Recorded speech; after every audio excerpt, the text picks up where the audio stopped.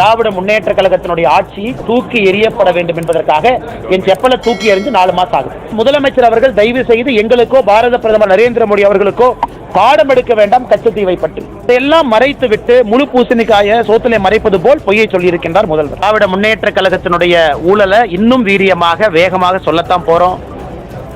அது நரேந்திர மோடி ஐயாவுக்காக அரசியலுக்கு வந்தவன் நான். அவர் கிணத்துல குதினால் குதிக்கிற ஆள் நான். மோடி அவர்கள் சொல்லும் பொழுது கண்ணை மூடிக்கொண்டு செயல்படுத்துவது மட்டும்தான் என்னுடைய வேலை. தாய்லாந்து பயணத்தை முடித்துவிட்டு இலங்கை பயணத்தை முடித்துவிட்டு நேரடியாக நம்முடைய தமிழ் மண்ணுக்கு வந்திருக்கிறார். இலங்கைக்கு சென்ற நம்முடைய பிரதமர் திரு நரேந்திர மோடி ஐயா அவர்கள் ஆக்கப்பூர்வமாக எதையும் பேசவில்லை என்கின்ற குற்றச்சாட்டை வச்சிருக்கிறார். பாரத பிரதமர் நரேந்திர மோடி அவருடைய இந்த இலங்கைக்கான பயணம் என்பது ஒரு சரித்திரம் வாய்ந்த பயணம். பிடிக்கப்பட்ட எல்லா படகுகளையும் விடுதலை செய்ய வேண்டும் என்கின்ற கோரிக்கையை வச்சிருக்கிறார். எல்லா மீனவர்களும் விரைவில் விடுதலை செய்யப்படுவார்கள் என்கின்ற நம்பிக்கை இருக்கு. இந்திய நாட்டினுடைய பிரதமர் வைத்திருக்க கோரிக்கைக்கு நிச்சயமாக இலங்கையினுடைய பிரதமர் அவர்கள் செவி சாய்ப்பார்கள் என்கின்ற முழு நம்பிக்கை எனக்கு இருக்கு. அதையெல்லாம் மறைத்து விட்டு முழு பூசணிக்காய சோத்திலே மறைப்பது போல் பொய்யை சொல்லியிருக்கின்றார் முதல்வர். ஒரு நாட்டினுடைய ரகசிய திட்டங்களை இன்னொரு நாட்டில் பொதுவெளியில பேச போவது கிடையாது. அதனால் முதலமைச்சர் அவர்கள் தயவு செய்து எங்களுக்கோ பாரத பிரதமர் நரேந்திர மோடி அவர்களுக்கோ பாடம் எடுக்க வேண்டாம் கச்சத்தீவை பற்றி.